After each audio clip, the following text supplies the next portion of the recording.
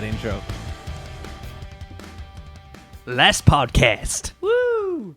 Oh shit! There's a script up here, so we can still do the intro. Woo! Good evening, Ladies and gentlemen, boys and girls, children of all ages. Oh no, you're breaking up the wrestling intros. I like that one. Easily one of the best intros, just say.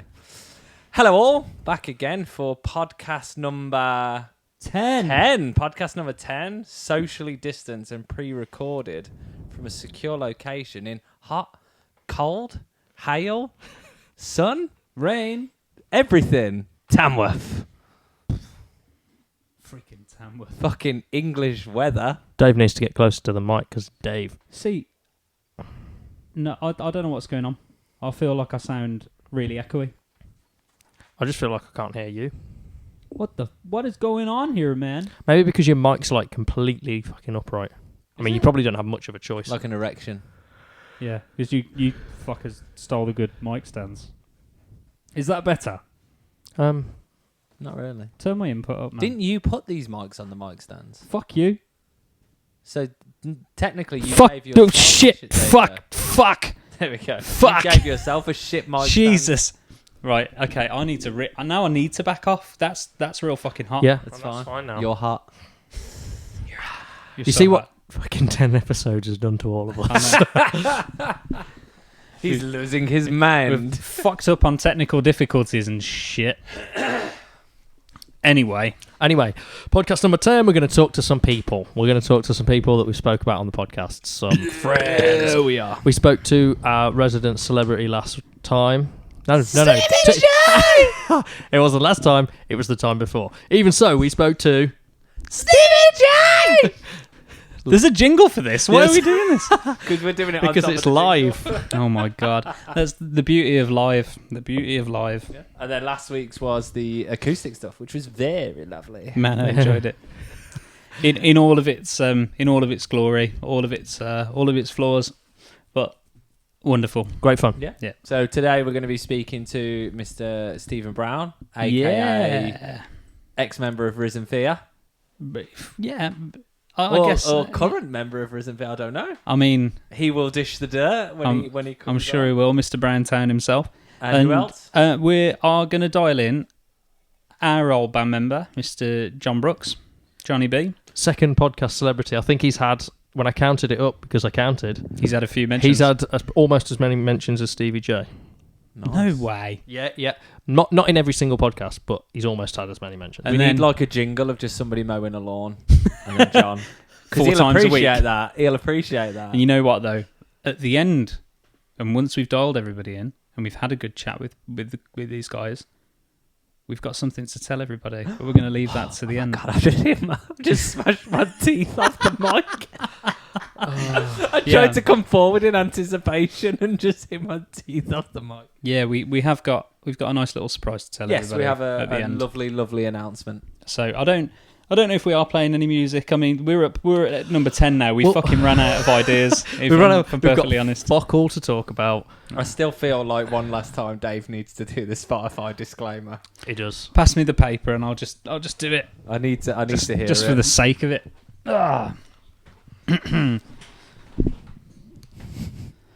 One last time, Spotify disclaimer.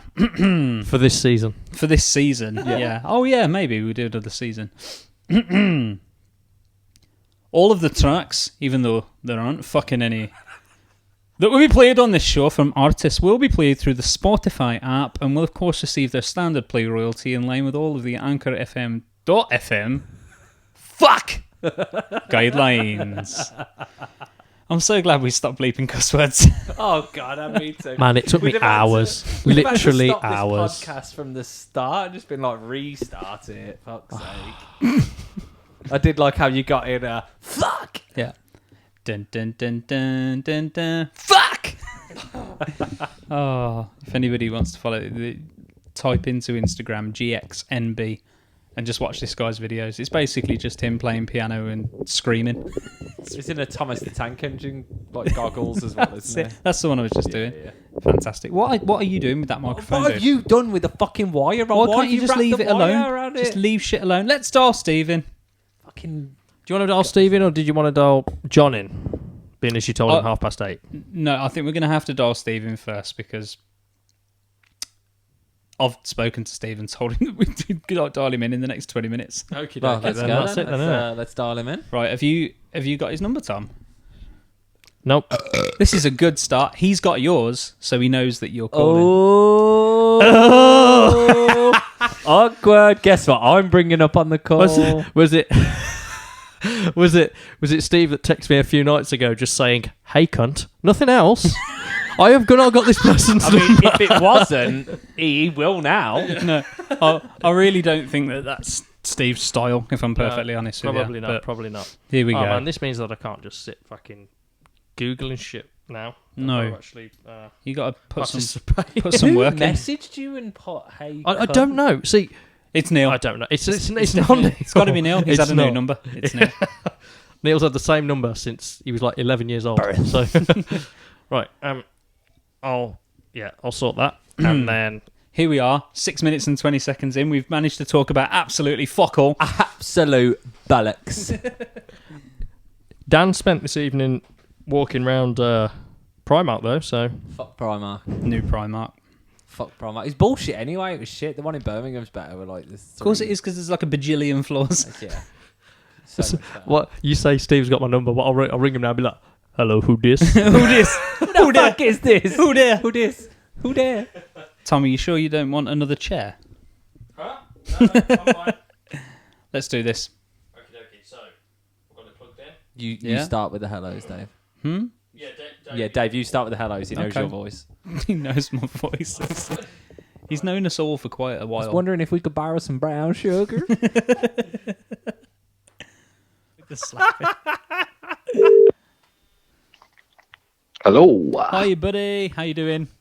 Yeah, good. You? Yeah, Fucking take very- two, Steve. Buongiorno. So, to lend a little bit of context for everybody who will be hopefully listening, we tried this already. Something went wrong, and the laptop went bang, and none of the vocal recorded. So it sounded like me, Dan, and Tom were just talking to ourselves for half an hour. So Which is what you're not. about Risen Fear. yeah. No response whatsoever. So, Steve, we are going to try this one more time, and this time I can see physically that it is recording properly. So So does this mean unofficially that I am the guest with most appearances? yes. Yes. Round of applause for Steve. Yeah. Yes. Excellent. So, we already know the drill this time. So, we're calling you to speak about Risen Fear, to speak about your band experiences from Tamworth, some bands that you love, some bands that you've seen, maybe shows that you've been to, shows that you've played, all of that good stuff. And then with a little surprise at the end as well. Cool. Okay, so let's hit it. Yeah, we can actually ask him this time if we can play Risen Fear rather than just doing it. Yeah, exactly. Just rather than just going ahead without permission, really. I mean, we were going to do that anyway, so Were we? that's what you said. Okay. Putting Dave on blast. So let's have it one more time from the beginning, Steve, if you do not mind. Where did it start? Yeah. So me and the guys we all went to the same school, and I started learning guitar. I think I was about 14, 15, and then we decided we wanted on the action. We knew Ross Matthews, I think you know, from Reprobate. Mm-hmm. They were already together. They were like the school band at the time, the only guys that we knew that was doing it. And then at about the same time, we had Dave Stewart and Matt Norris, who you also know, doing Above Ruin as well. So we got together and did a talent show at our high school, and we auditioned first because you had to audition to make sure you weren't crap. Amazing. And then Brilliant. we did. My school stand here talent with- show didn't audition. It was just like, if you shit, you shit. I mean, we were still shit. There wasn't much competition. So we auditioned with "Stand Here With Me" by Creed. Fantastic. I love it. Good song. Yeah, and then we realised that wasn't cool. So It's cool now. it's cool now, is it? I've never listened to Creed. I don't mind a bit of Creed. Have Creed ever really been that cool? That cool, I but yeah. like Creed, but I shouldn't. So, then we decided we were My Chemical Romance were all the rage, so we thought we were going to do that, and the sort of, I don't know, probably the heaviest riff, if you will, was Thank You for the Venom. True. So we brought Dave Stewart in because at the time we didn't have Ben was playing bass, he wasn't a guitarist, so we played Thank You for the Venom terribly. And it was that fast because we were so nervous that the head of the year thought that Hampton was trying to rap. He didn't really know the song. He didn't know what was going on. Brilliant. I feel like Hamden could rap. Probably he can. Soup and Bear. Super. I was going to say, it came full circle because he did try. Yeah. I never listened to Super Bear. No, neither have I. I know that he did it though. I didn't know Hamden rapped in Super Bear. So There you go. There you go. I've got a question for you, Steve, just because I was ribbing on Dave with this for a few podcasts. First song you learnt on guitar? Oh, I mean, the first riff I learned was probably Sum 41 Fat Lip. See, that's cool. Tune. Yours was fucking James Blunt. So. Right? No. I think Johnny B will clear this up afterwards. Oh, James Blunt. As we already know, because we've already had Johnny B on, and it actually it went ahead properly. As we know, he will contest that point. He will contest it, and he will be in my corner. So. I'll fight him for it. So it's James Blunt, you loved it. Suck it, Gil. I mean, it wasn't played well. It was played much slower, but I'm pretty sure that was the first one, alongside some others. Probably the James Bond theme tune or something stupid.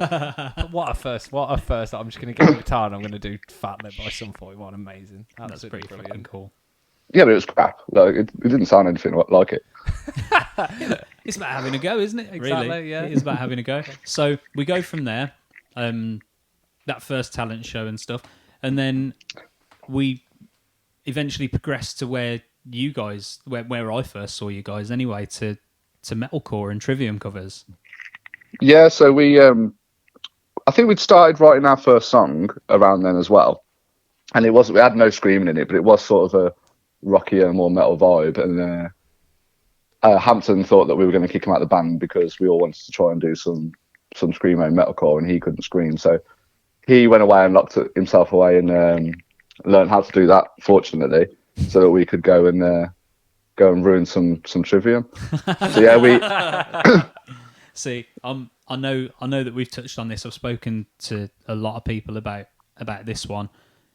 That was my first outing to a live band show Like in Tamworth. Sort of thing, yeah.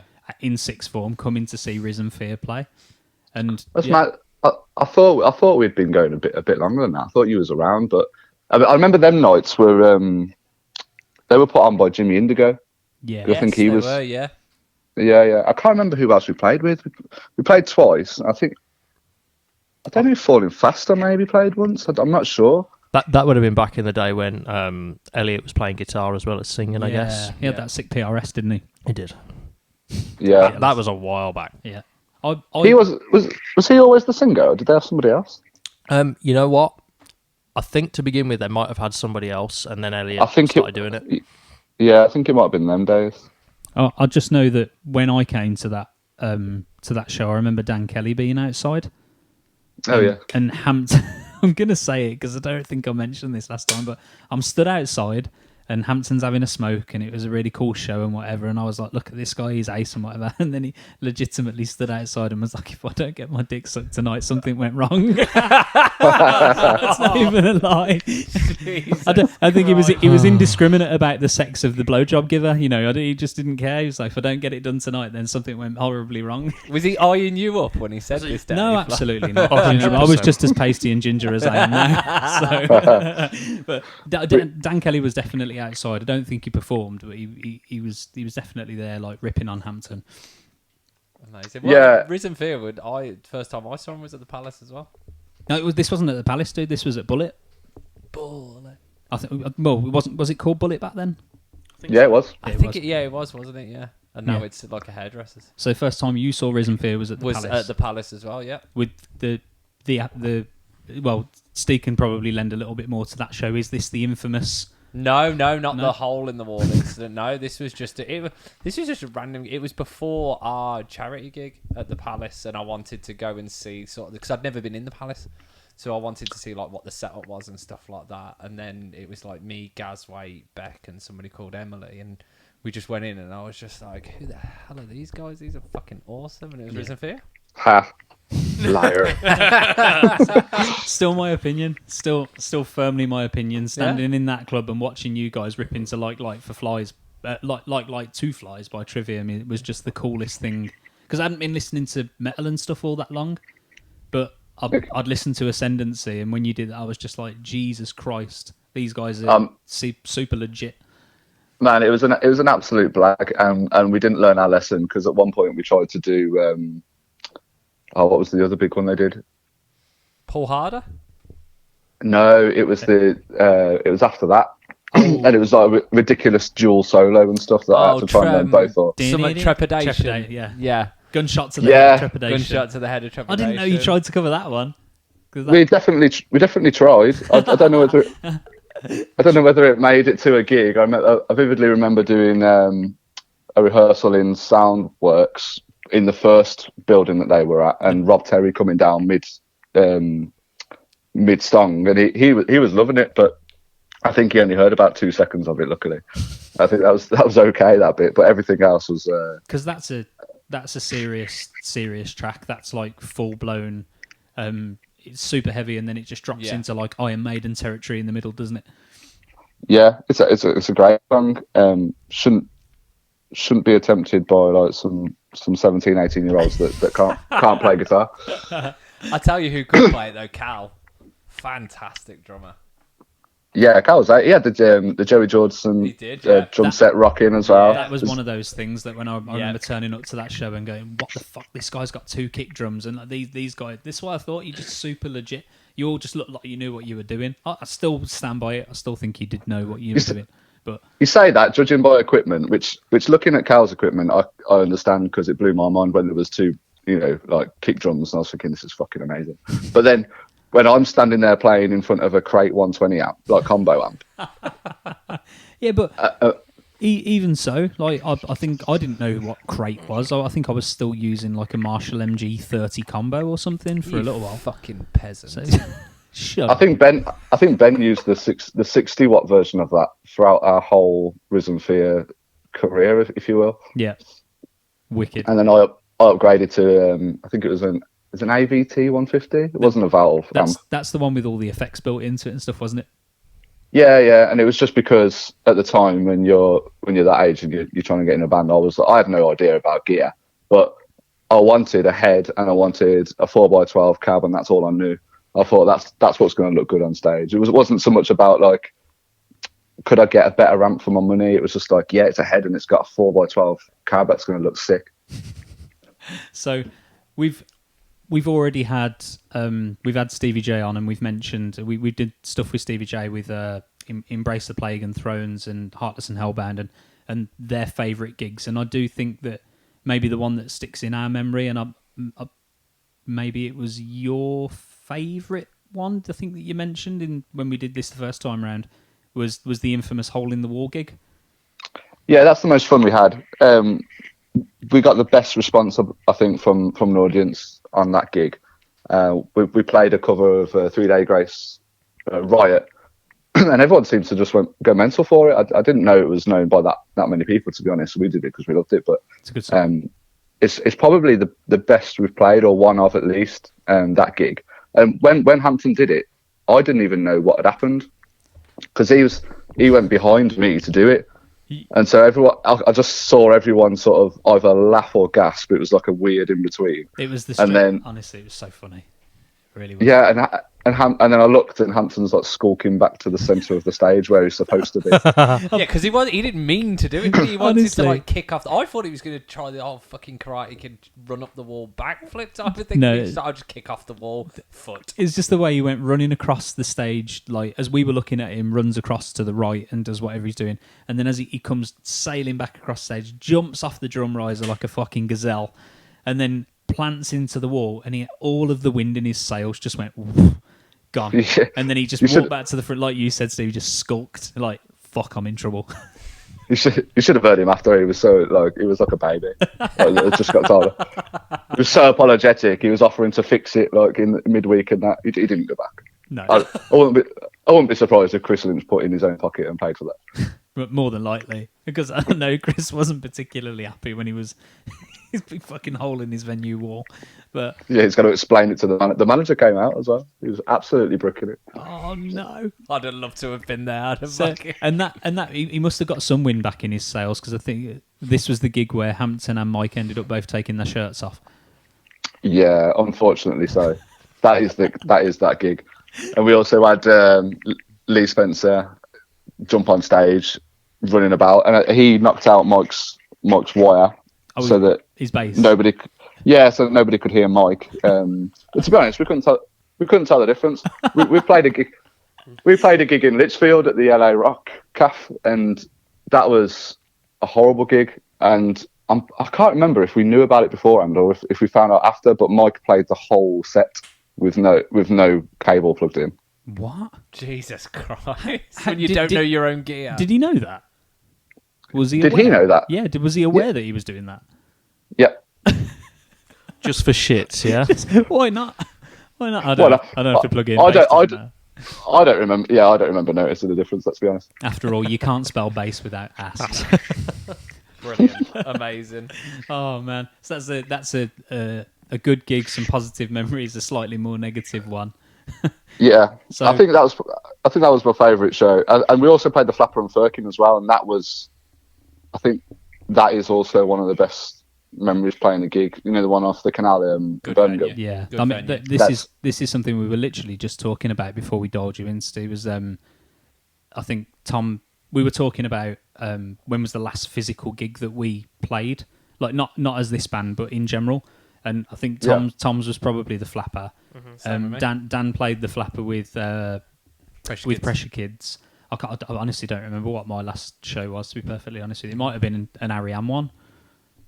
Yeah, because could you have guys been, yeah. were in. Yeah, you guys were in a band together, weren't you, Ariane? Segway. Segway, yeah. Did you like that? That was good. That wasn't it? No, we played a couple Oh of shows. shit! I see what you did. I was like, "What the fuck's on about Segway?" Yeah, I remember Tom bigging us up for the intro. Yeah, I've got a video, the whole video of that. I'm pretty sure I sent it to you. Probably. It's like It's on- Send it. I think it's still wanna on. See this. It's like It's the still whole on- intro. Yeah, like it's I recorded the whole intro, and I think the first probably 2.5 minutes or so of the first song, and then I've got some photos as well. I'm pretty sure it's still on Facebook. Yeah. Really? Yeah, you can find it. You can find the intro, the little video trailer we did. Wow. Oh, okay. Oh no, I know what you mean now. Is that the one where no. where Charlie animated the letters to the thingy to scroll along with it? That was it, because we were releasing that to sort of break onto the scene and get everyone excited, and we were building up for the Battle of the Bands, which unfortunately we didn't get anywhere because we were cursed with the Risen Fear curse. But you did say. yeah, we didn't get through it. But that was some great memories playing with you, Dave, with Ariane. That was some really good stuff. I felt like that was probably when you just started to get into recording properly. Mm-hmm. Yeah, that was a lot of fun. We hit a When bit we're of a playing- stride, didn't we? Really? Yeah, I yeah. really liked what you did with that band, to be honest. I thought it was one of the, like, I guess, for you, Dave, as well, like, I hadn't seen your songwriting outside of After Hours up until that point, really. Because you did Goodnight Satellite with Gaz for a little bit, didn't you? Yeah, so did Steve, actually. Did he? Steve was in that before I was. So, but with Ariane, like, that was the first time I'd seen any sort of, like, you come out with any sort of, like, anything that was, like, just Oh, don't get me wrong. purely original. It was original in the loosest sense of the term. I mean, Steel Toe, it's heavily derivative of Alter Bridge, really. Heavily. You know, borderline plagiarism in places. But that's what I was influenced by. borderline. We wish. Fine. Yeah, oh yeah. I was going to say, definitely. yeah, shit, aren't we just borderline 4 years strong now? Maybe. So- Maybe a little bit. But who cares? Except me and Dave can't grow beards like that. No. I can. Shut up. So, yeah, I think that was some really good memories. To be fair, dude, I really enjoyed that band, and I have a specific memory. I'm going to be a piss taker then and say a Pacific memory, but I have a specific memory of you coming round to my house in your shirt and trousers from work, and recording some rhythm guitars for See the World. Oh yeah. When I was still living with my mum and dad, and I had the little setup in the corner of the room, like you say, That was it, yeah. just getting into it, sort of thing. But we've got that I have got that track on an iPod Classic. Yeah. And it is also on your Facebook. I've just had a It look. is. See, It the is. world's on there. It looks like so. It looks On like there, it. yeah. Well, in that case, You've got the then. logo that looks like you've just plagiarised Lord of the Rings. Yeah, definitely. Yeah. Yeah, that's it. The Eye of Ariane. That's the one, Yeah. yeah. I love it. Well, if Okay. you've got anything else, like I say, I think we asked Steve last time, but will there be some recordings of Risen Fear in the future and maybe some Ariane? Maybe. Yeah, not I mean, Ariane. well, see the world was it's. I don't want to put a damper on like the Risen Fear memories were amazing, but at the time because we were winging it. I wouldn't say we ever sounded polished. I think Ariane was probably my first venture where we recorded "See the World" and it sounded as close as it could be to a professional track. I was really blown away with the quality of it, and I was really proud of that. It holds up relatively well, doesn't it? Even now, I think, to an extent. Yeah, like you'd hit your stride with recording. I think you'd found the knack for making it sound so good. But I would love, because of that, I would love to re-record some Risen Fear stuff because I don't think it got heard in all its glory. Not playing it back at least. So I think I would love to do it. Whether the guys would be up for it, I'm not too sure. I spoke to them a few weeks back and I didn't really pose the question too much, but I think Hampton had said that he hasn't done anything like that for a while, so he'd have to. I mean, he said practice for a year, but I wouldn't give him that long. But yeah, if he didn't do it in the few months, though, there'd be my vocals on there, and that really wouldn't be good. No, So I think it'd be wicked. I've heard Steve sing; he really can sing. Yeah, you can sing, Steve. I don't know I about really, how your screaming is, but I know that you can sing. I'm sure it'd be better than my singing. I would love to hear Steve sing Party Song. Those lyrics. Yeah. When we was talking a few weeks back, there was a bit of a shock, a discovery that those lyrics are terrible, and most of them we attribute to Hampton. But there is one lyric which is I'm not going to repeat, but we're gonna these women where they stand is a more appropriate where they stand. That was not Hampton. Though that line was Callum. What? You naughty boy, Callum. Callum, the nicest guy in Tamworth rock and roll. That blew my mind. Is this something that's recently come to light? Yeah, well, obviously I knew at the time, but I'd completely forgotten that and just attributed all the shit lyrics to Hampton because that's what usually the case. You know what, though? We were saying that, we were talking about it, and I'm fairly certain when we had this conversation, when we were messaging each other about it, and I said, yeah, we're now advocating some pretty rough stuff, including but not limited to drunk driving and stuff. Oh, I know. I don't know why we let him sing that. I don't.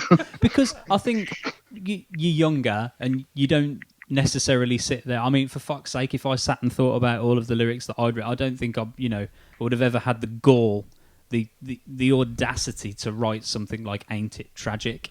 So I just wouldn't have. We just would not have done it because but that's a memory, and we'll come on to it. Like the band that this guy was in, but Chris Lynch saying to me at a show, that song is shit, don't play it anymore. And I don't think we ever did again. I think it got cut after that. But sound advice. It was definitely sound advice. I mean, he's got, and we did mention this in the first iteration, that he's got a lot to answer for, Chris Lynch. He contributed a hell of a lot to the music scene, I reckon. I think there's probably a lot. I wouldn't say we owe to Chris Lynch, but we definitely had a nicer time of it because of his presence and the things that he did for the bands that were around at the time. He gave a lot of people breaks, didn't he? Yeah, he was always willing to help. Like always willing to help, and like if you're an up and coming band, he was just like, do you know what? You ain't got to worry about selling tickets and stuff like that. Come see what you like, and then we'll go from there. Because that's exactly what we did. Mm-hmm. After that charity event, he was like, if you ever want a gig, just let us know, and we just did. Yeah, well, because of him, we managed to support In Me, which unfortunately was a terrible performance by us, but that was an opportunity we would have never have got. And we played a lot with Beyond All Reason as well, and there were some great gigs. When we finished chatting last time, I said to the guys, I didn't get the point in it. Popped into my head after the fact, and I mentioned about an absolute killer Risen Fear gig at the Little Civic in Wolverhampton. Yeah, that And was a good gig. They bought all of this Jägermeister stuff with them. And as I'm sitting here, right, do you remember, like, they bought loads of stickers and all sorts of other stuff. And as I'm sitting here now, I'm looking at my Les Paul case, which has still got the Jägermeister stickers on it from that show. Oh, really? Yeah, it's still got it on the case. What was the song we listened to? Was it Love Cross Pistols? Love Cross the Pistols. dude's vocal range. Venno. And what guitar did he used to play, Stu?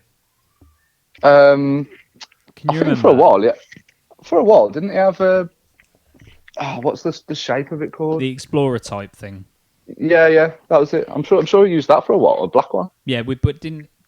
Maybe I might be wrong, but did he have... It had, like tread plate on it? Yeah.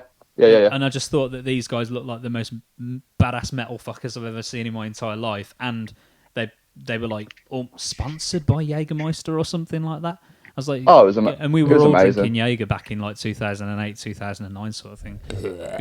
Shut up. It's lovely. It's absolutely... Not now. It's like Danger Benelin. You're getting ready for... That's the best description of Name of your podcast. Danger Benelin. Sorry, Steve. Carry on, mate. No, that's fine. Getting ready for sound check. That it really showed with that band how professional they were when they came on. And I used to look forward every time we were playing with them. I always used to look forward to their sound check when they were playing their songs because you could hear it in all its glory without the added noise of the room. Mm-hmm. And his voice was just ridiculous. It was incredible. It is crazy. And I think I remember turning up at that show and maybe one or both of them had got like PV triple X amps, which are like the PV's answer to like the triple rectifier type of thing. Super hardcore gainy, really cool looking guitars, great songs, insane vocal range, really great backing vocals as well. I think the guitar or maybe the bassist used to do, but the other guitarist, yeah, I remember that. I do remember that show. I remember being at that one and thinking it was absolutely ridiculous, and that you guys were on it, and I was mega jealous. Yeah, us and Falling Faster played that. Yeah. And that was with Elliot. Yeah. That was good. Was that when Elliot was just singing? Yeah, that was when Elliot was singing. That was a great gig. I really enjoyed it. Yeah, that's a good lineup. Yeah, it was. We had Chris Field came to that when I was. He was in Elf, wasn't he, early on? Chris Wood. Chris Wood. Oh, yeah, not Field. Sorry, yeah, Chris Wood. And yeah, he was. Yeah, he was. He was an alpha. Yeah, I think similar. I'm not going to recant the story again because I Steve grown last time, but talking about like one of the first times I met Steve, like face to face, and giving me some tips and stuff, and what to look out for guitar playing wise, and I did a similar thing probably 12 months down the line once when I thought I was Barry Big Dick, and we were at, I passed the torch. Yeah, you've obviously passed the torch to me at this point, mate. And I think Chris had gone out and bought like I don't know, like a DSL 401 or something like that. He'd gone out and bought a tube amp. Yeah. He bought. In fact, I'm pretty sure it was the same one as Johnny had. That was it. Yeah. The 40 watt. So he was using that, but then he was using it on a clean channel with just a Boss Super Overdrive plugged into it, and I was like, "Dude, what the fuck?" I'm not even gonna... I don't. How did he get away with that? Were you in the band? Because quite frankly, my tone is my tone. If he doesn't shape up, then it's not my fucking problem, man. Like if he doesn't understand that shit, then I'm not educating him. We mentioned this on a few podcasts ago when me and John came to see Elf, and we watched you at your heat and listening to you and your guitar sound. And thinking, Jesus Christ, this guy's got Mesa Boogie stuff and a Gibson Les Paul, blah blah blah. And you look at Chris, and he was over there with like a Line 6 Spider. Yeah. I'm not gonna lie. I was raging jealous when I turned up to an Elf gig and he was rocking a Mesa Boogie. I know. I was like, what the? It's ridiculous, isn't it? Yeah, absolutely ridiculous. But I remember saying to Chris, like, "Oh, dude, what are you doing?" And I was much less nice about it than you were with me, mate. Trust me. Tom's like bow down peasants. Yeah, Chris was like, "What a prick." I was in school like at the same time, so like I'd got a part-time job, but every last cent went on gear. Like I had nothing. I didn't go out, didn't do other than playing the shows. I did fucking nothing other than buy gear. Get ready to play Wembley. And Kleenex, of course. Man size. That was the sensible thing to do. Yeah. I don't think any of us. As long as I had a really Les did that. Paul and a Mesa Boogie, it was like, oh, that'll do. It's what Newfound Glory have done for all this time, so that just suits them well. Work for them. Yeah. Oh man. So coming on to a different topic then, dude. So Yeah. musically, you all know we love Risen Fear. We have got a couple of tracks that you've sent me. Maybe we'll just run it quickly by the guys and maybe play which one do we think? Maybe not Party Song? You play whichever you want at your own peril, mate. I fear nothing, but I hate everything. I'm going to pick one. It's absolutely fine. I'll pick one of the two, and Okay. we are going to put one in the description, and we'll play it on this podcast. Okay. Okay, cool. So as long as you guys are okay, well, you know what, dude, you're the only permission we need. So Yeah. we're just going to go ahead with that. Damn But, right. No, it's going to be. Yeah, you play whichever one you want. I still love them because for the nostalgia factor, but And so do I. Like you're very, very critical of them, and I know a lot of bands. These were done at Unit 58, right? yeah, they were done with Chris Field. Yeah. So they were done at Unit 58, and it was fun. It was a fun process. I think we all had some experience, like whether we practiced there or whether we did recordings there. No, After Hours did. We a did little both. Yeah, recording we there. did No Sense, No Feeling there. And I know that there is currently a big clear box full of cables and DI boxes and stuff in the corner of my room that I'm looking at now that physically came from Unit 58 because when it closed down, Tom, you had a shit ton of stuff off Chris, didn't you? I did. Off Nick. Off Yeah. Nick rather than yeah. Yeah. You had loads and loads of stuff. So we've got all that crap now. Yep. So we've literally got history sitting in our room. 5-finger discount. No, we bought it. No, I Purchased bought it. I didn't like just go in Just there and just half, take it. half inch it. I'm having this. Here, Nick, I know When your you weren't livelihood's on its arse, but Yeah. we're having that, all right. Yeah, we practically lived there. Love it. I Absolutely. think everybody did. It was just one of those practice rooms that you turn up and there'd be another band that you knew, and you'd just you'd be knocking the window and tapping your wrist like you're watching. Waiting for them to come out. Yeah. Yeah. Hurry up, chop chop. So, Well, the alternative was Soundworks, and every time you went, you didn't know if he was going to make it up that lift or not. That's why we always used to send Dave up. whether you were going up the lift. I remember playing. We was in a band with Phil Eastope called Divide the Hate, which Dave you very nearly joined. So close. We were practicing at the top of Soundworks, and it had been heavily raining. We walked into one of the rooms, and the room that we'd booked, and we had no choice about it. We had to play in there if we were going to play it all. But there was about 3 buckets around and just holes everywhere. All the water coming in, surrounding this electrical equipment that we was about to play in for like 2 hours. Oh man, I loved Soundworks because it used to be owned by the guy who did Uberweed. Was it Ben? Yeah, we had the keytar, didn't That we? was him. They did a Survivor Yeah, cover, yeah. like Destiny's Child Survivor cover, like years ago Oh, when man. I very first saw them play. I was like, that's absolutely mental. But by the by, then Tim picked it up, didn't he? Yeah, a few yeah, years did, later, yeah. and it moved upstairs, and that's when it became like a super death trap. Yeah. Funny There thing was- is, as there well, was- Laura's brother used to Jim. work on reception there when Did we all he? used to practice there. Yeah. No way. Yeah. Well, I Did didn't know it? that. Yeah, he did. Yeah. Did not know that.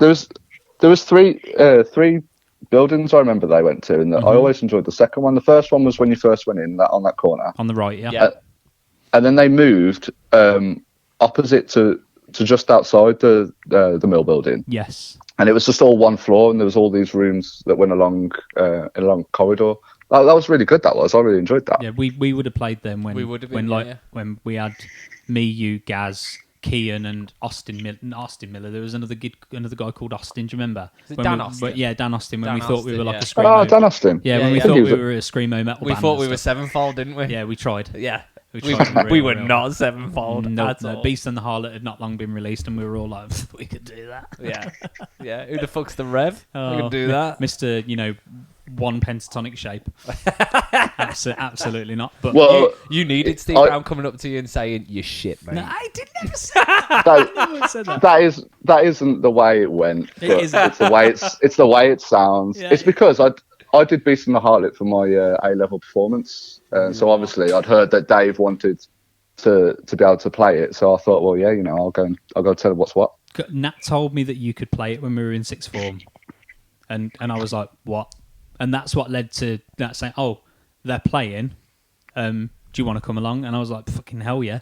If this guy can play a sevenfold thing, then yes, like 100%, I'm going to come and watch that. But This guy's playing Sevenfold and I'm playing James Blunt. get fucked, man.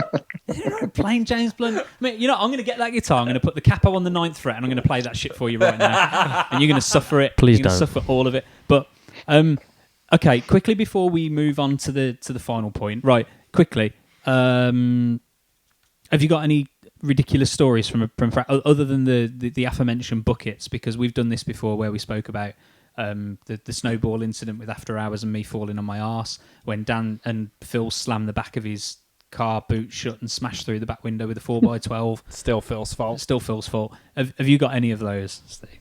You got anything? No, not really. We were really lucky. I think we heard all these stories, and we was there for all the Stevie J stories. Cal especially. We were all pretty lucky that we didn't really have anything that fell completely apart. Oh, you know what? Redundant question, I'm afraid. I thought that you, for some reason, I thought that I had a Hampton story in my head from Unit 58. You can picture it, can't you? You can literally picture like Hampton turning up in like a big fur coat, like a pimp or something like that. No, but we did.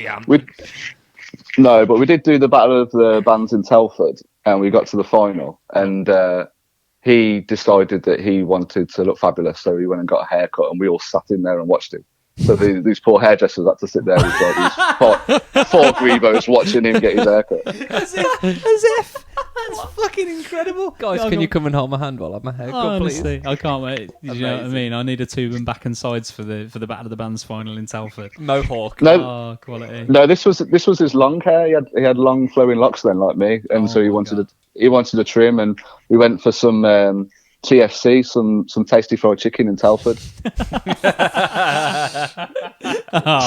Brilliant. We're talking. The topic of this podcast was plagiarism, and Love it. definitely. So, right, we're going to come on to the final little bit then, Steve. So, music aside, we're doing this podcast. You also are starting a podcast, right? Yeah, correct. So, when we going to hear it? When's it coming out? Yeah, so we're aiming for the beginning of June for our first episodes to appear. Mm-hmm. It's called Take 3 Movies. The premise is that pretty much. Each week we're going to pick a theme, and then we're going to pick 3 films within that theme, within genres of sci-fi, fantasy, horror. And we're just going to talk bollocks about them, basically, pretend we know what we're on about. Love that. That's pretty much the premise of this podcast, isn't it? We just get together, talk some shit. Talk about what you like. I love it. I love films. I'll definitely get on that. I'll be listening to that. Definitely. Are you doing weeklies? Yeah, we're going to do weekly. And it's taken us a bit of time just because we want to put the effort in to make it sound decent for anyone else who's interested. Yeah. And if they're not, we've just got recordings of us, which we'll have a laugh with. It's for you first and foremost, isn't it? Really, you got to do it because you enjoy doing it, and then if somebody else gets a kick out of it, ace. Well, we hope so. We're hoping to do a bit of a trailer as well, so that the week before we launch the episode, hopefully you've got something to listen to. Wicked. Yeah, well, say when all the socials are up in the video, let us know. We'll definitely be sharing it. I look forward to that. And thank you. Maybe a cheeky guest. I love films. Yeah, when we're confident enough to actually still be running with it, we'll definitely have some guests on, and you'll be on that list. So it's you, it's Matt Green, and it's Ned. Ned, otherwise known as Neil Harrison. He does he have might be officially now. Yeah, he does have a full name, Neil Harrison. So you, Matt Green, Neil Harrison, Take 3 Movies, coming out beginning of June. Awesome. Very early June. As soon as we can get it sorted, we're nearly there. Phenomenal. Very Absolutely much phenomenal. I can't wait to listen, and I definitely can't wait for the Star Wars related episode because there has to be one. Yeah, that's going to be a lot of fun. We've already got some differences in opinion about that. Ooh, well, as long as one of your opinions is Empire Strikes Back is the best Star Wars movie. You'll see. As long as one of your opinions is Chewbacca sucks. Dan's got this theory about Chewbacca that he always just gets himself in trouble. He just gets caught every time. to the if you're with detriment. him, like, oh, Chewbacca, you come and rescue me, but oh, fuck, look, we've been caught again. He sucks. You get caught every time if you're with Chewbacca. Take him out to the woodshed and shoot him in the face. Dude, he's a fucking 8-foot carpet. It's not like he's inconspicuous, is it? And he's shit. Like, you'd think he could just walk in, bust a cap in everyone. He's shit. He's awful, absolutely awful. And who's the other guy that? It's like the Curse of Chewbacca. Yeah, like who It's managed like to the redeem- Risen Fear curse all over again. Who managed to redeem himself in Mandalorian? Boba Fett. Before Mandalorian came out, everybody jizzed over Boba Fett. What a way to die! Spoiler alert if you haven't seen Mandalorian. But what the fuck? Everyone's like, Boba Fett's amazing. He died because of a mistake. Boba Fett sucked, but redeemed himself. Dude, you're really pushing the envelope here. I just like winding you up. It's a good job, Steve, that they're about sort of 6 to 8 feet apart because I can feel Dave's rage. Social distance. But no, I will very much look forward to the podcast. I love listening to people talk about movies and that. Wicked. Good. I can't- Hopefully everyone else does. Yeah, 100%. And I will say, Steve, sorry for you having to regurgitate this same shit for a second time. But yeah, thank you for talking to us again. We've had two random conversations. It's not been exactly the same at all, Tom. Well, I'll still take the hit. I've enjoyed both. Thank you, mate. I I'm like glad.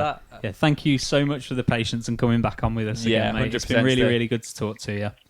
I mean, if you'd have just gone ahead and just said, "Oh, we had to cut it out because there was too much content," I'd have been absolutely fine with that. But thank you for thank you for bringing me back. No, there's no all way right. on earth we would have done it, mate. We really, really enjoyed it the first time, and we've enjoyed it this time too. Really appreciate it. Cool. Thanks for having me. No problem at all, No dude. worries, You buddy. take care. Have the good rest of your day, yeah? Yeah, Andrew, mate. Quick question. Sorry. Yeah. You say this is going to be towards the end of the season, is it? This is the final episode. It is. The final episode of the season. Well, Yeah. amazing. Yeah. But also sad. Have you got any information for people about when the next season might arrive? Oh, no, actually. Oh no, Steve, Yeah, in all fairness, you know how you guys have planned all of your shit? yeah, we haven't done any of that from the start. So it was like, I think it was the week before we did the first episode. I was like, Dave, we should probably do a podcast, mate. That'd be kind of cool. Yeah, fuck it, Should we Thursday, ask yeah? Dan? Yeah, and he was like, Dan's like, so we're just going to chat shit and then record it. Like, yeah, and he's like, yeah, sounds good. And then ever since then, that's what's happened. pretty much. Yeah. So That's great. yeah, so in terms of season 2, it'll probably just be when we've got time, because we're going to focus heavily now on getting the set back into shape because we haven't been in a practice room since, Yep.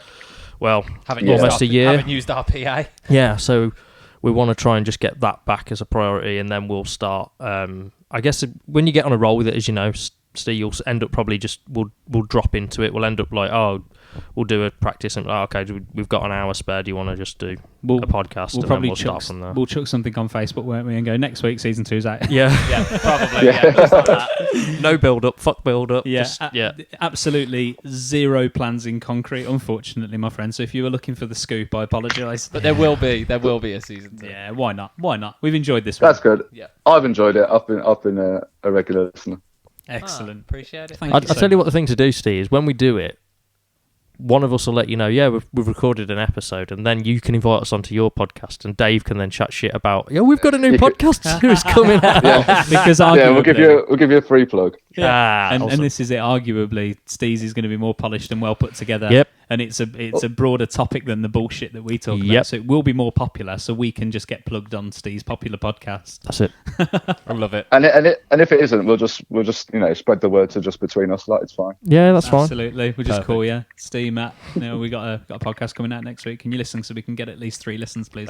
Thank you. Thank you very much. Oh man, thanks again, dude. All right, Cheers, Steve. Cheers, Steve. Yeah. Thanks, guys. See you later. take care, Da. mate. See you in a bit. Adieu. Bye.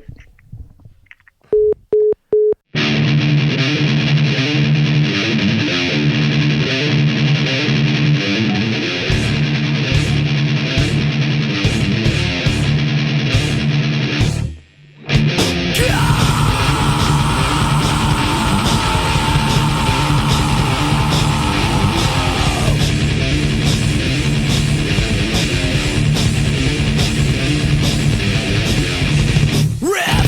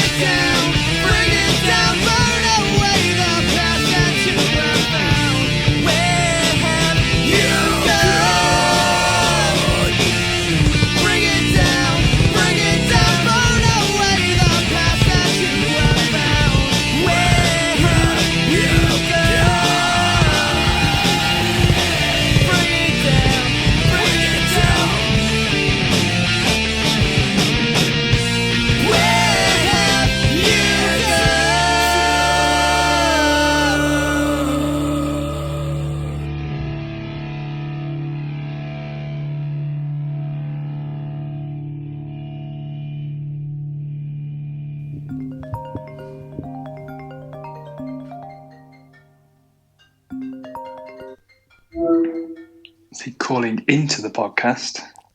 Hello, Johnny B. Johnny B. Oh, our second podcast celebrity. You are this week's winner. You have won Did I win? nothing. Anyway, John, hello, mate. It's really good to have you on. How you doing? Hello. I'm not too bad. You caught me slightly by surprise. I'm very, Have very you just sorry got out for of the that. shower? I wasn't just out of the shower. We were just about to watch, and maybe Brecky will appreciate this. I know Hannah likes it, but an episode of Superstore on Netflix. Superstore. Oh yeah, I know which one. That's the it's got the girl from Ugly Betty in it, hasn't it? It's got America Forever in it, correct? That's the- yeah. But hold on, we're supposed to be pretending to be cool on this, aren't we? Yeah, we are cool. We cool. We've done a good job for so far. I think never even maybe heard of this apart from program. Dave talking about the Facebook. I'm sorry. It's such an old man thing to say, isn't it? The Facebook. Because you are an old man. You're such an old man. Anyway, John, it's really nice to have you on, mate. Hello. We wanted So to as a podcast fan, really quickly, I just want to be on your side, Dave, and I also agree that a James Blunt song was not your the first song that you played. Fucking in the common room. vindication! Bullshit. What was it then, John? Go on. What was it? I can only assume it was Wonderwall. You are correct. To be honest. You have never been more correct in your Even entire bigger life. of a pussy hole. Shut up. 'Cause it's- I Oasis don't are know. You've absolute. talked about your brother in Oasis, so Yeah, know and he's a what? twat for listening to it. easy tiger. Yeah. You know what's really, really nice is John clearly listens to these podcasts, so he's gonna have notes, source material. There was definitely some James Blunt action in the sixth form common room, though. Predominantly the other sixth form colleague of ours, yeah. colleague. He's like Voldemort. We can't mention his name. Chris Hastellow. Oh, What a geek. So one of the reasons we wanted to get John on the podcast is because John's another one of those guys. He was around in the bands. He was in After Hours. He's got just as many stories probably as anybody else. Favourite gigs, probably worst gigs. Maybe the favourite band that he saw. John's OG After Hours as well. John- Like before After Hours even started. It was Depends me, how and you John. look at it, doesn't it? Yeah, me, you, and John. I like to look at it the way that you guys are looking at it. Some of the Green Day comments that and references that Dave, I know you've made over the weeks, and buying the tremolo pedal Yes. for that performance to be able to do straight from which way around is it? Boulevard into Holiday, or Holiday into Boulevard, whichever way around. So I remember, John, you didn't. Well, maybe this was the first one was the tremolo pedal, and then as a secondary, I'm fairly certain. Did we do a show where you used your laptop as like a preamp? Yeah.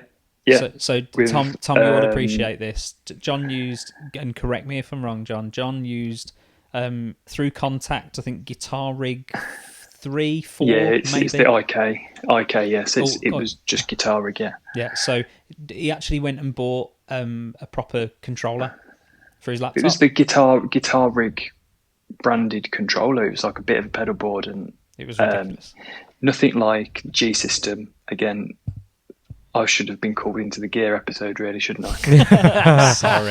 It would have been right up your alley. Maybe we can talk about It's nothing that. like the G System became, but you could almost see there's some DNA there because you've had to run a USB cable to the front of the stage, which was always a bit entertaining and therefore didn't last very long, and never actually got what I would call properly gigged as far as in bars and pubs and stuff.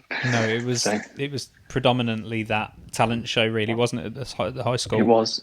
So, yeah, we are talking OG. Before we were After Hours, let's be honest. 2006, 2007. It probably I'm going to is. say, the dates on that are shocking, almost shocking. Yeah, absolutely. It might be 2005. So yeah, using a laptop on stage 2005.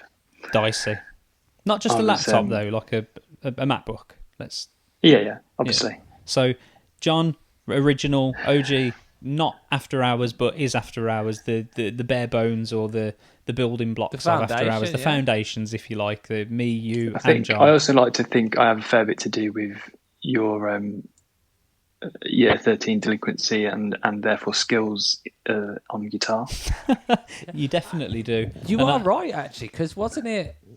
Because we didn't have John originally. It was Gaz, but John, didn't you like?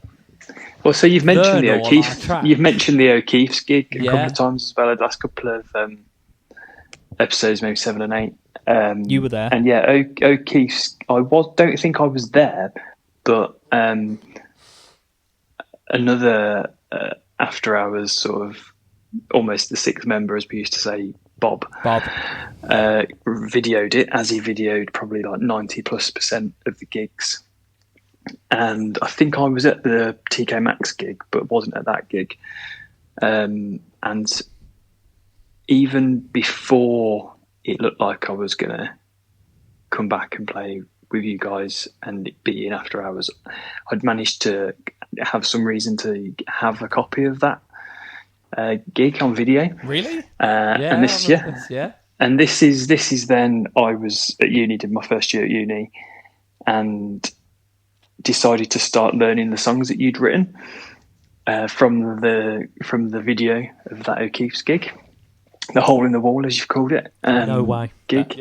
Honestly, where Becky was on, had got a keyboard and all that. So yeah, learnt the songs as best I could. And so then we had the first practice I went to. I came home from uni as I then did for the next couple of years.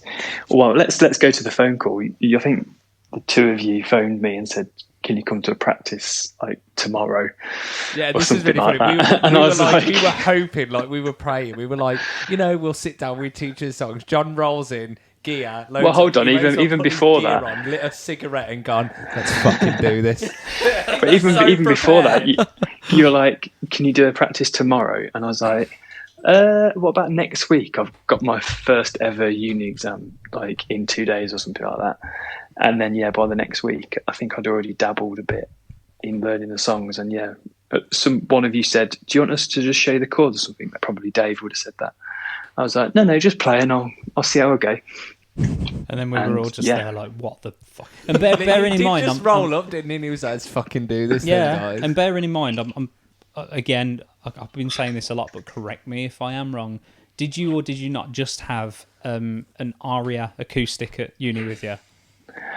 I'm pretty sure I learnt those songs on the acoustic. You didn't have an electric with you at uni? I don't think I'd got the Epiphone as it was at the time with me. No, so I think I'd sat in my dorm room learning those power chordy songs, as many of them were, on an acoustic guitar. Yeah, that's legendary, isn't it? Turns up at a practice and just like, let's rock it. Let's just do it. Let's try. And I don't think we Next would level be... of professionalism. Oh yeah, I that's don't think we would have been as professional as what we are if it wasn't for Johnny's little touches, like you say, with like all the gear and stuff like that. Because I was definitely. a fucking idiot, but John was like, "No, Hang on. Like, Was. all right." But John was like, "No, you've got to play to a click, and go and get an actual like decent metronome that we can use live as well and stuff like that." Like, I do think John pushed us a lot more down the hole. So I think this is why technical and professional. I think this is why Tom and I have never been in a band together, because we're kind of the same member of a band in that sense. So I don't think there'd really be space for two like that. John, it either worked really well or really badly. Like there's Probably gonna really be badly, no because we both think we were right, and we both be like, no, Yeah, we exactly. should do it this way. So and as you got a shout, one of my shout outs for like being the set list guy and doing all of that, and they're all still on a laptop somewhere. And just set list as well. Some of the not anxiety, that's the wrong word, isn't it? But the effort we would put into the set list and go, right, where are we playing? Who's going to come? Are we going to have people who know us or guitar not? changes, Yeah, like absolutely. Yeah, those guitar three songs go changes. together, 'cause then we've only got one guitar change there, and like we were that technical about it. Have we got a short set or a long set? Do we need to do one guitar change, or can we do two? I think all those sorts of glorious maybe geeky things. in the nicest possible way, maybe some more of the anal retentive moments of being in the band with it were more from Johnny's side. But I think in terms of shows, then John, your favourite after hours show, which one would it be if you have one? I mean, I think I know what it is, but oh, that's good, isn't it? Because this is all the stuff that I haven't thought about. So you just caught me on the hop. oh, I'm very sorry. So we should have sent you a list prior. When have we ever been No, it's all right. organised? I was going to reach out today. Oh, I sound so old saying that, don't I? You can reach out anytime. I don't know if it's just because of the scale of it, but I do lean towards the Midlands Music Festival, or oddly maybe just that final gig of what I would call actually after hours, Bullet? wherever it was, and we were headlining. Yeah, Bullet. We were headlining, and Chris Lynch were doing our sound, and it was such a tiny stage, but it was just a good show. That was Bullet, wasn't it? Yeah, that is a really good show. And Didn't we do Midlands Music Festival, then Bullet, within a couple of weeks of each other? Yes, yeah, we did. Well, We've got that within a week, Was within a week. I think. I'm sure we Yeah, could clarify. it was like I think Midlands Music Festival was Saturday, and then Bullet was Thursday, because that's the sort of day things used to happen, was it, on a Thursday. So yeah. No, you talked about. What did you? I think we touched about dedication. Dave, what were you going to say? I'm interested. What was your Go on then, Dave. I thought that legitimately thought it would have been December the 5th for some strange, because I know that it was an EP launch, was it? Did we do EP launch in December? Yeah, It so was you John's talked about birthday. that was my 21st. Yeah, 21st. What? Yeah, it's my 21st. How old wasn't are it? you now? About You 650. spoke about that. You're not fucking Gandalf. I'm older than you. Yeah, I know. You aged yourself a few episodes back as well. Didn't you say you were 33? I'm like, hold on a minute, I'm 30. No, 32 for And sure. I'm the old one. I'm You're the 30 baby. I'm 32 this You're year. still only 31. Yeah, exactly. Yeah, He's but rocking a bit of a beard right now. no, it's not a beard. It's the furthest thing from a beard. A strong Gus. I but can't not see this. him, but I know it's not a beard. You son of a bitch. We talk about dedication, right? And you're like this, Tom, because obviously John was at uni. Wednesday was our writing days. Yes. And so was writing Every Wednesday. days, and also sports Wednesday at uni. So you didn't have anything in the afternoon. So John would come home every Wednesday from uni, sit with us in the evening, and we'd write, we'd book gigs, we'd chat the shit, and then like 9-10 o'clock at night he'd get the train and go back to uni, all just to come and fucking write. And then we'd us. have Unit 58 practices on a Thursday.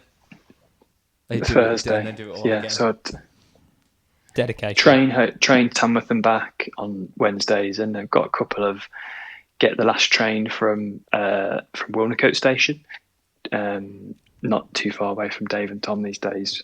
And getting the last train from Wilnecote Station is not something I'd ever recommend to anybody, because that train did not always turn up. Yeah, it's not the driver. Or it Was just just flew like, past you, which was quite fuck soul off. destroying. Yeah. Gone 9:30, 10 o'clock at night. So, but yeah, that back end of the week was always busy. Yeah. So But I remember those I periods. wouldn't have changed it. Oh, I'm glad. I'm really, really happy to hear that. I mean, I I knew that anyway. I don't think any of us would have changed. Hell no. Confident. No. But he wouldn't travel for you guys now. Fuck you guys. Yeah, so that's far too much like effort. But I think the thing that I remember about you travelling backwards and forwards is this sticks in my mind. And Tom, I think you'll get a bit of a giggle out of this. John used to play with a Marshall MG50 solid state combo In And the then- early days. in the early Hold on a days. minute. So fair, and you know, credit to him. He used this MG50 for quite some time, and then all of a sudden, he rocked up at a practice, and I'm looking at his amp. I'm like, "That's a DSL 40. Yeah, this is not an MG This anymore. is not an MG. This is a tube amp. Where the hell?" And he basically, yeah, But maybe they look really similar. they do look very, very similar. And I think the reason that maybe that pushed him into that purchase is because your mum didn't know that you were buying it, did she? There was a definite thing about it. It fitted in like the same gap, and it was basically the same size in the spare bedroom. Yeah. And yeah, it was pretty under the radar for a while. Is Yeah. it still not under the radar then? Does Nikki know now? Not that she would be bothered. She may nowadays. not. She may not exactly. No, I Well, don't know. too late, But yeah, Nikki. that was part of the story. That was live frugally through uni and spend your student loan on gear. Yep. Pretty much how it works. I mean, not being a university educated lad, I wouldn't know that. And but I know that you and Tom have done something similar there. But I do distinctly remember you turning up with that amp, and because we missed you, we missed you off in the gear episode type of thing. John went through that amp with a fine-tooth comb, changed a lot of the tubes, like the rectifier tube and stuff like that, changed the power tubes, as far as I remember, the power transformer he changed the speaker to a vintage 30. You tore that thing apart and built it back up from the ground. Pimped it. It's kind of it was like, maybe I'm a bit above my station now. It was like the original Black Star in a way. Yeah, that's it. But yeah, just very quickly, the rectifier tube. So I think all the tubes got replaced, but that rectifier tube was just magic because I replaced it once or rotated them around, and it didn't sound the same. So when we were still gigging, I used to live in fear of that tube blowing. Yeah, going back. It was just really hot. It was a really hot tube, really high output. So yeah, it pushed into the power tubes really nicely, and I'll stop there. Never ever once had the balls to do that. So I think I was rocking maybe like an AVT 50 head, like, you know, the valve state ones. I was using that for a while. John came with me and picked up my first proper Marshall cab, got it in the back of his KA at PMT. KA. Fair play. Yeah. So he had a Marshall, what was it, John? It was the 1960 B. Yeah. It was the low. Was it the B? Yeah. Did you ever have the MG cab? It was the proper B. No, It was the 1960. I did have an AVT cab because I had the 50 head and an AVT cab. Yeah, no, it was the B that we went and got. Yeah. Yeah. But it was just stupid because we had the seats down, and we probably had the seats pulled forward as well, and it just fitted inside like the actual width. It was the whole of the car. We had no right whatsoever trying to get that in that car. We drove all the way back from there. Slam your brakes on that thing's crushing it, basically. Essentially, pretty much. But and then I'm from then listening to John's amp and thinking that's how things should sound, and I ended up going and getting a valve amp not long after that because I just couldn't sustain that. I couldn't have John having better stuff than me. It just wasn't on. It was probably. Yeah, you were a bit like that, weren't you? Yeah, still am, even John. like voicing it myself, which is a scary thing. Does that that's where obviously all the flight cases came from and everything, John? Yeah, where David got like a Wembley ready rig. Yeah. Well, the flight cases, to be completely honest, didn't we get like 500 quid's worth at Flight Case Warehouse when we won the Palace Battle of the Band? I think we did. Yeah. Yeah, we did, yeah. I'm not sure what we spent that on. And so Flight cases. No shit, yeah, Sherlock. flight cases. Flight cases. I mean, That specifically definitely started off.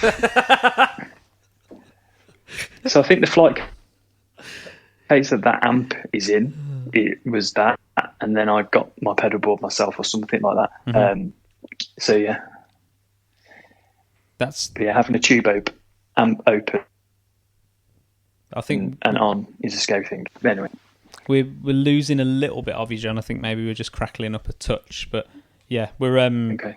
I'm interested in from your perspective, any other band in Tamworth, like Any other band in Tamworth? who has anybody had a lasting effect on you? Who do you remember? Like, if you go to a show, who stands out and you go, yeah, these guys have got it?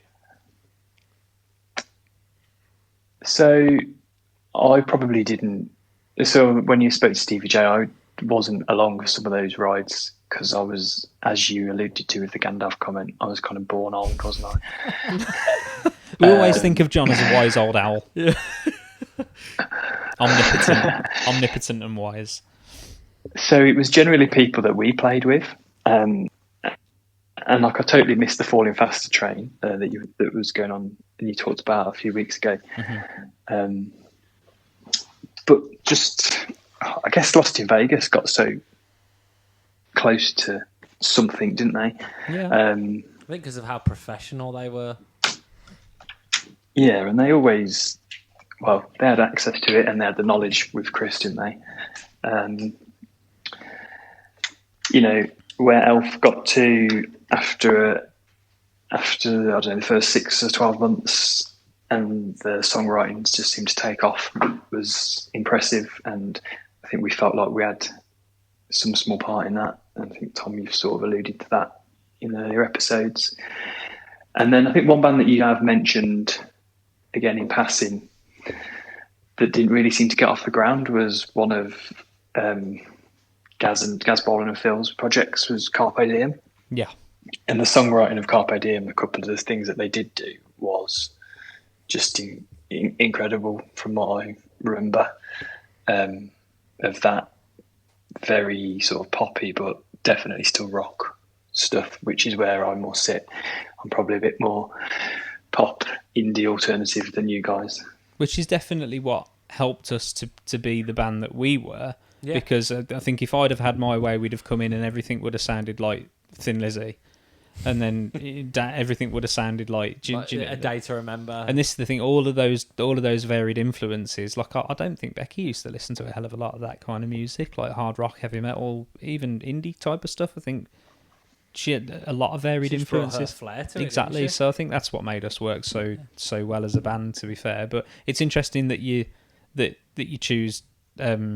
Lost in Vegas, really. I don't think we have met. We've met John. You probably know more than we do because you're listening. But have we mentioned Vegas a lot? We've mentioned Vegas quite a bit, yeah. We have. Not massive. You haven't massively, I don't think. You've mentioned some of the characters. Probably Season earlier 2. on. Probably earlier on we did. Yeah. Season 2, maybe there's some of that. You did a bit of with Steve, EJ, the Sausage Fest, which had got various people that featured in that band. So yeah. Wicked. But yeah, I wouldn't. You guys have talked about some quite heavy stuff, and again, the last episode that I listened to was with Stevie J. I would never have listened to Architects if it wasn't for you guys, and maybe it's not what people consider proper Bring Me the Horizon, but from probably some Paternal onwards, I have a deep passion for Bring Me nowadays. I'm with you there, John. I'm with you there, and I've dude. seen them several times.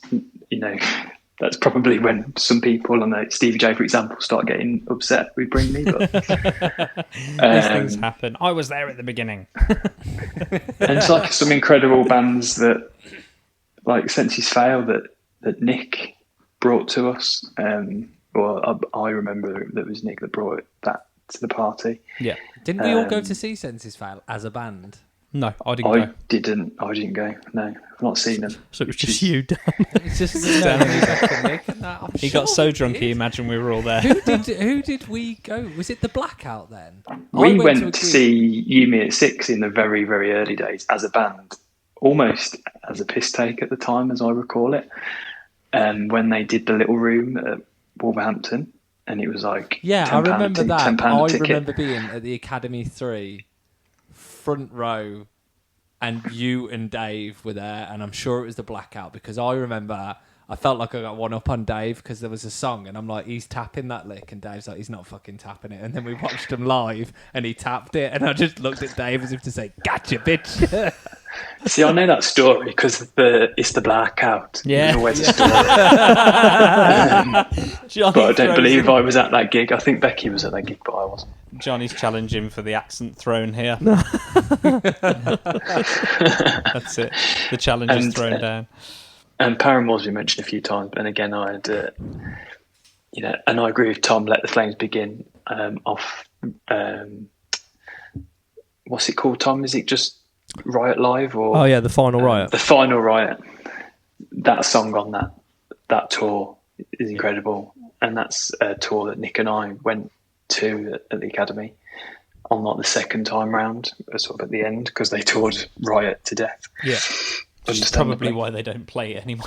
Well, minus the fact that it's basically the Hayley Williams show nowadays. Yeah, but let's not talk about that. It's a different band now. I'm sorry. And just my final point, perhaps, on bands and music that I listen to, I still seek out female-fronted like rock stuff, and that's got to have something to do with what we did and just how much I loved it at the time. So I remember it was probably a few years back now, weren't it, John? But I remember me and Hayley went to it. But I saw John there. We went to see Paris.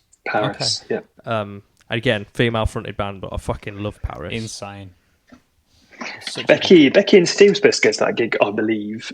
But Becky and my wife were both pregnant at the time. I think Becky was having a bit of a rough go of it. So yeah. Never get tickets to the balcony at that venue. Though was what we learned from that. It was, wasn't it? Yeah, that was a HMV, wasn't it? At the Institute. Yeah. That's the in one. the big room at the Institute. I think me So- and John have been to see Paris as well. We've been to see Paris, haven't we, at the Academy? We saw Paris. I want to say, oh yeah, at the new Academy, as Yeah. I call it, Yeah, Horse Fair Academy. Yeah, Yeah. we saw them there. man. And they're a good band. who was supporting the Australian female-fronted band? Tonight Alive? Tonight Alive. Tonight Alive. Did she wear yeah. angel wings or something? Good band.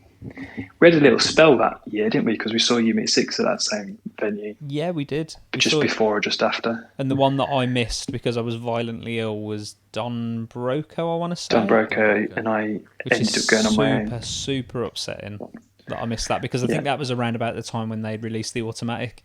And it's just the best album. Yeah. Yeah, well, then that was another one that I went with Beck and Ste, with Beck and Laura both being pregnant in Wolverhampton. And again, the Automatic was out at that point. And my pregnant wife went missing just around the time when the first track on the album, I can't think right now, but it's got such an incredible drop right at the start. That's probably my favourite song. Money, My Power, pregnant wife Fame. had gone. Get up. So that's actually on the deluxe edition. That's not on the actual album. It's so a this is me well-known and albums. It's a well-documented thing that me and John don't do deluxe versions of things. Yeah, and also sometimes I shiver a little bit when Dan's talking about playlists and stuff. I am ardent about listening to albums, and I think that also comes from being once upon a time being an artist. It's like the amount of blood, sweat, and tears that goes into an album. I will listen to an album. Was it Super Love? Probably is Super Love, isn't it? The ding ding ding ding ding ding ding. Yeah, big drop. Yeah. And I was absolutely buzzing for that, and then pregnant wife went missing. When walkabouts. Fuck the But then pregnant wife. me and I'd have been like, you knew where that's I how you was. end up in that situation, isn't it? Exactly. Me and Steve then, they did the shows probably 2+ years ago now where they played their albums straight through. And Steve and I went to the Automatic night and Ste Brown, which was another good show, obviously. So yeah. I love it. Awesome. I'm upset that I never got to go and see them. I'm upset that I never got to be at that show. I think me and John have been to a couple of gigs together, like we said. You Meet at 6 and Paris, both really, really good shows. And it's the first time I ever saw anybody use their watch to pay for something. Pay for a pint on the watch. It's just like, No, with my phone. no, you I haven't had definitely. the watch that long. I'm sure you paid with your watch. Look at this. I think it's a gig that Tom mentioned in your favourite gigs one, but it's one that I still regret not going to now, which is 30 Seconds to Mars. And I believe the support was You Meet at 6 and Paris when they were like early. Yeah. And I actually remember looking at tickets and thinking, I'll leave it a few weeks or months, and if there's still some, maybe I'll go. So yeah, That was Never went. that was the. I want to say that's.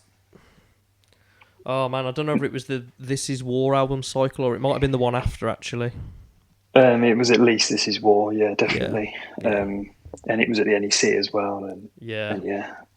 I think I went to have been a massive show. I think Did I you went go to Nottingham Arena, I think. Yeah. But yeah. Anyway, My car broke down on the way there. Which one? The yellow Punto? No. This was Stilo. like Red Stilo, Red not blue, Stilo, not blue Stilo. no, not blue Stilo that I wrote off. No, the red one. No, The Michael Schumacher edition that's Fiat the one. Stilo. That's the one that had that was just decided to overheat at random times. We'll not start on a topic of cars. No, because yeah, but so that's a good topic for another day, though, isn't it? Like gigs, and you've sort of we got close to it, but yeah, gigs that you nearly went to or thought, I'll give that one a miss this time, because I think there's spells in our lives when we were going to lots of gigs. Andrew WK with you and your dad, Tom. And you massively regret it now. Yeah. Yep. So I remember that because topic. we were actually away. So I don't know if you were there, but I was on holiday with obviously all the family in Skeggy. Costa del Skeggy. Costa del Skeggy, and my dad's like, the holiday's over the time when Andrew WK is, so I'll just get rid of the tickets. And I was like, no. So I left the holiday and went to the show. Yeah, I remember that. So I drove from Skeggy to like Manchester, I think it was. And honestly, if that had been for any other circumstance, any other boyfriend of my sister's at all, I'd have been like, what a prick. But because it was you and because it was Andrew WK, I was just like, yeah, it's fine, whatever. I don't know what your problem is. Is that the first time that's properly surfaced that you and Tom are brothers-in-law? That might well be. Yeah, it could well be. There you go. Another first. But you know what, John? I'm so grateful for you coming on. Do you know I was excited to come on. We've spoken about you on a multitude of occasions whilst we've been doing these over the past hour. Yeah, once I grumpily was like, "Are you going to mention me?" After the first one or two. Was I in that band? Yeah, you definitely were. And I don't feel like we've mentioned Nick enough. Oh, I've mentioned him a few times today. Yeah. I think we've mentioned him more whilst we've been talking to you, John, than we have. I think I've mentioned Nick quite a bit. A couple of times about him being sexy. Still fucking is. What was that? What was that other band that Nick loved? They got screwed over by their label with British band. That did the song. Was it Technically Alive or whatever? Oh, Exit 10. Exit 10. Yeah, that was another brilliant band that Nick brought to the table, at least as I remember it. Yeah, PV5150. Smashing guitar tone. As a sad act I am, I have to mention that. Guy had a great voice as well. Ridiculous voice. Yeah. Do you know what? I went and saw Exit 10 and they were being supported by Bury Tomorrow. What? No way. Yeah. Bury Tomorrow supported Exit 10 and I went with Stevie J and I went with Nick. And I'd done my ankle in, and something had happened to Stevie J. And I remember the Bury Tomorrow singer just looked at the crowd and was like, "You're all a bunch of pussies. Nobody's moving. Nobody's doing anything. That cunt over there's in an architect's t-shirt and he's doing fuck all." And I just remember looking, and I was like, "I've hurt my ankle." The singer from Bury Tomorrow was really concerned about you, obviously. Yeah. Oh, brilliant. You know what, John? We're going to wrap it, mate, but thank you so much for coming on. That's Get fine. back on Come on series 2. There's going to be a series 2. We'll do something else. I think for series We'll 2... talk about music in general because we can bring some diversity to the party. Yeah. Because there's a grump I want to air about with Dan and Def Cab for Cutie. We can do that in the future. No, please. Okay, yeah. Please no. Well, I think for season 2, we'll dial somebody in every episode do anyway. you know when you're on a cool. conference call and it's like, maybe we could take that conversation offline? Yes. Amazing drummer, Def Cab for Cutie, incredible. Yeah. We've had a proper technical fuck up tonight as well, John. Beyond all measure. So we've spent probably 40 minutes talking to Ste Brown to realise that his track was not recording. Well, yeah, I wouldn't have done that. No. No, you definitely would not have fuck all done. to do with the technical side of this podcast. There's absolutely zero compassion in that, was there? It couldn't have been like, "Oh, guys, I'm really sorry to hear about that." It's like, well, I wouldn't have done that. Yeah, So I wouldn't have done that. So, It's like Dave when I text you after I listened to Stevie J episode. I was like, so did you just go straight into the board and then send it out through the buses or whatever? And you were like, "Yep." That's pretty much it. You massive nerd. Yes, you clocked us. But yeah, it's... But by the time this comes out, it'll have been re-recording and it'll be fine. But we're mentioning it. I'm still on tenterhooks for whatever might be published Friday, episode 9. Okay, yeah, the elusive episode 9. In fact, there have been finishing touches put on that. It's done. That's there. That will be released. You know, tomorrow, based on me editing it. Unlike the poster suggests, every Wednesday. Every Wednesday. Yeah, I saw that today on Instagram. Yeah. Oh, yeah. That's a funny. You can get your one YouTube view from me. And awesome, thank you. Hey. There have been 23. So, John, thank you for listening to that at least 22 times there. Right, cool. Let's wrap it up. Yeah, we're going to wrap it up, dude. Thanks so much for coming on. We'll catch you on another one, and take care, dude. And we'll speak to you soon. Catch you later, buddy. Bye. Love you, man. Bye. Yeah, see you next week. Bye. Peace. Yeah.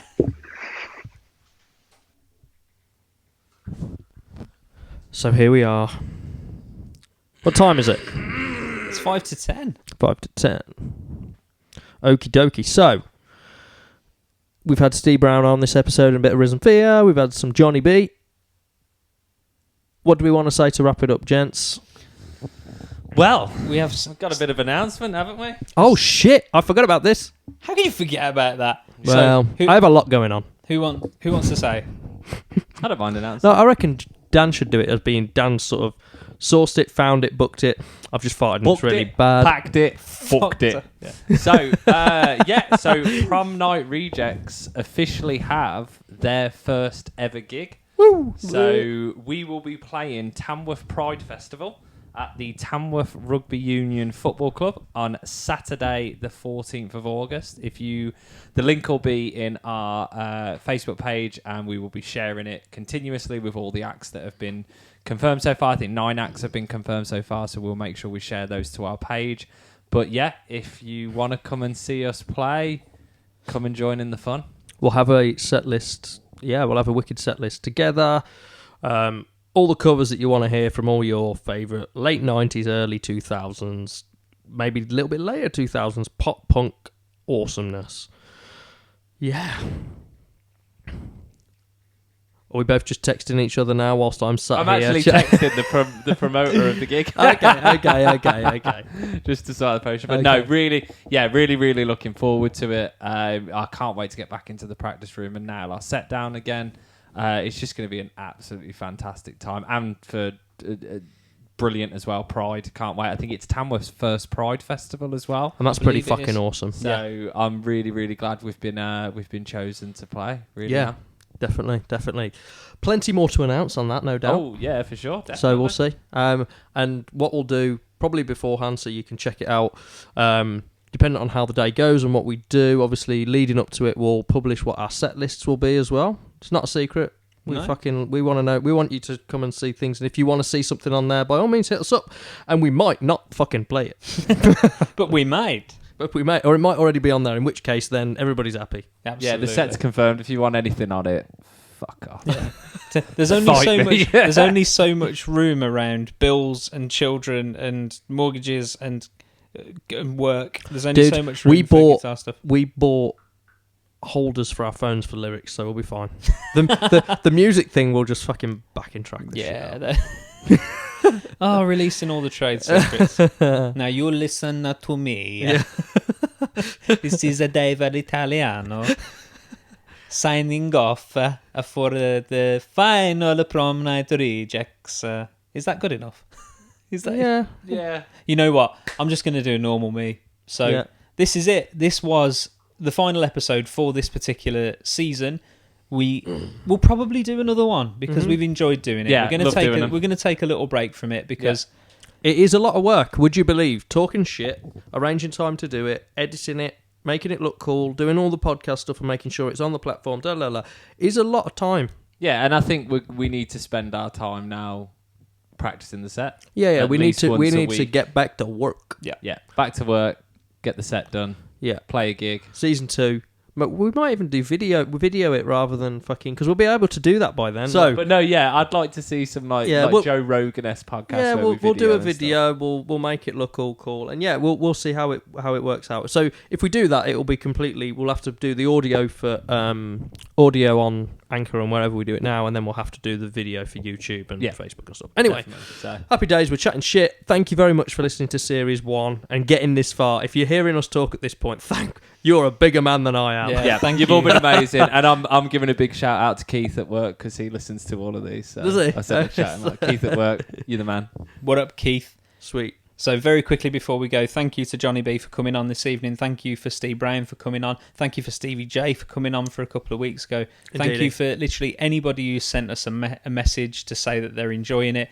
Tom Morell, Cal Stonehouse, anybody who's been listening to it. Anybody who's just even said a kind word to us. Thank you so much. We appreciate it. If you've got the free time, jump onto the Facebook, give things a like and share the songs, and we will be live at the Tamworth Pride Festival on August the 14th, Saturday, August 14th, and we really hope to see you all there. Very excited. Until then, love you. Peace and love, baby. Prom Night Rejects. See you all soon.